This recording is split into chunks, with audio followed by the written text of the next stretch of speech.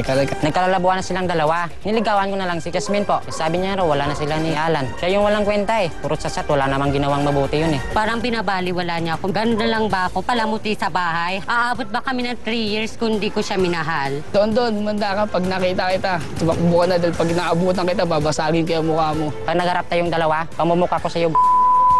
Ang kapal na mukha mo, Alan. Tandaan mo yan yung ginawa mo sa akin. Hindi napapapigil ang paghaharap ng dalawang boylet na naglalaban para sa isang beking prinsesa. Face off na! Dito lang sa Face to Face!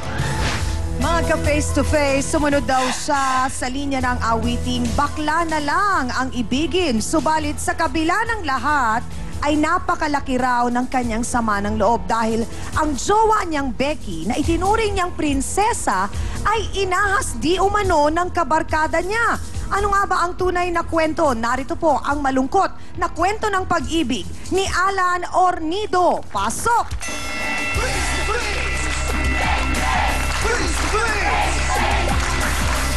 Hi Alan, magandang umaga sa'yo. Umaga rin po. Ilang taong ka na? 25 po. Batang-bata.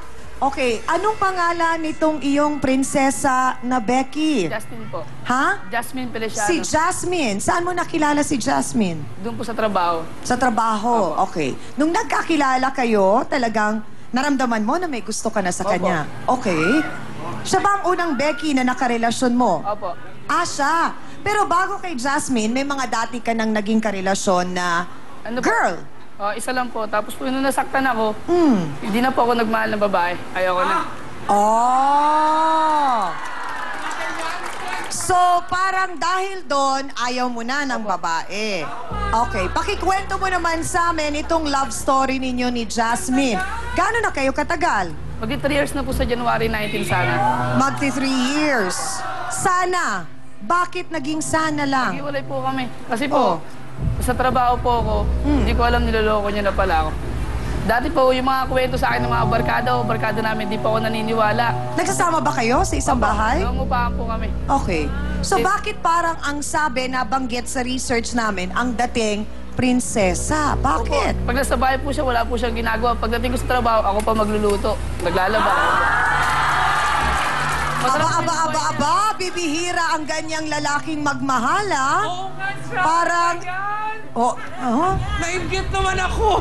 So, paano mo sinabi yun kay Jasmine na parang prinsesa siya, gano'n? Sabi ko, O ganda- pinaramdam mo na lang? Di po, ramdam na ramdam niya naman po. Saan po siya makakita ng ganun? Nakaupo lang siya. Nanood lang siya ng TV, lalabas, tatambay. Pag wala ako, ganun ginagawa niya. Okay, so, pag nasa trabaho ka, sinong kasama niya?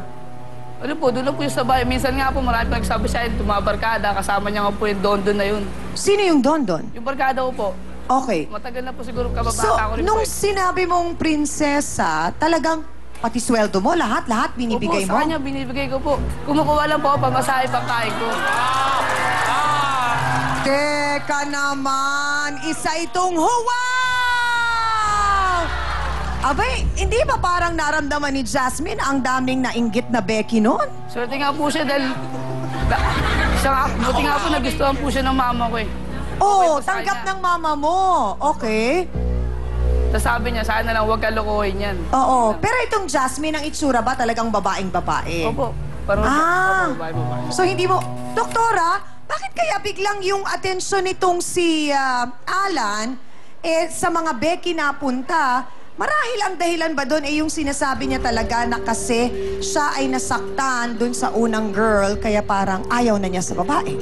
May mga pagkakataon, Chang, na kumisan, pag nasaktan ka sa yung una mong relasyon, chances are maghahanap ka na kailangan in control ka doon sa situation.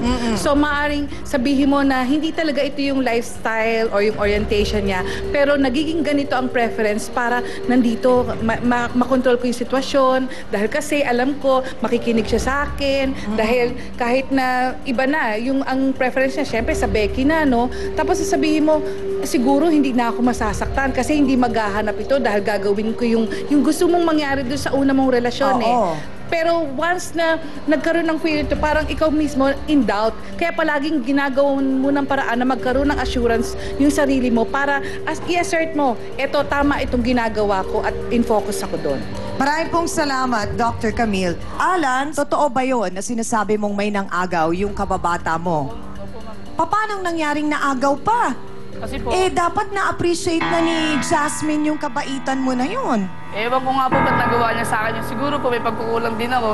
Bakit Ano bang kulang doon? Puro trabaho na may natupag ko. Nagagalit daw po siya kasi po, lagi daw po akong busy sa trabaho. Hindi niya alam kung busy ako sa trabaho dahil para sa kanya rin yun. So, itong Don, nakausap mo na. Nagkaharap na kayo. Hindi pa po eh. Nga po Hindi yung pa? nakatay, gusto Okay. ko ako Kailan mo nalaman na may relasyon sila? Matagal na po eh. Nagsasama pa po kami. Mag-iisang buwan na yata sila eh. Para pong pag nasa trabaho ko, nandun siya natutulog. Minsan kasi po hindi ako umuwi ng bahay kasi po, magdamag po ako sa trabaho, ganyan. So alam naman natin na masama sa loob mo ang naging pangyayari. Totoo Sobra ba? po, sir. Napag-alaman namin sa research na sa sobrang sama ng loob mo, umiinom ka ng dahil dito. Opo, pag nag-iinom po ako, parang hinahanap ko po. Lagi ko po siyang hinahanap. Sobrang galit ko. Hinahunting Yung mo. London po, para po nagagalit ako. Gusto ko siya makita, makausap ko siya ng personal. Ay, mga kasawsawan, tawagin na po natin ang hinahunting ni Alan, ang kabarkadang tinutukoy na di umano'y umahas sa kanyang mahal na prinsesa. Bakit ka naman ganyan, friend? Ala ko pa naman, friends tayo. Magsalita ka na, Donato Barangco. Pasok!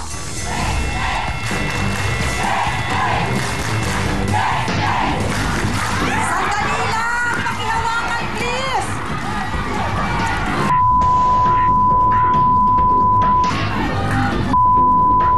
Pag nakita kita nag-iisa,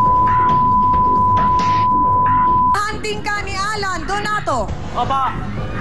Diretsahang tanong, inagaw mo ba si Jasmine? Hindi po. Si Jasmine mismo yung lumikit sa akin. Si Donato nga kaya ang kontrabida sa istoryang to o siya ang sinasabing knight in shining armor ni Jasmine? Ang detalye po ng love story na to ating pong bubusisiin. Magbabalik po ang Face to Face.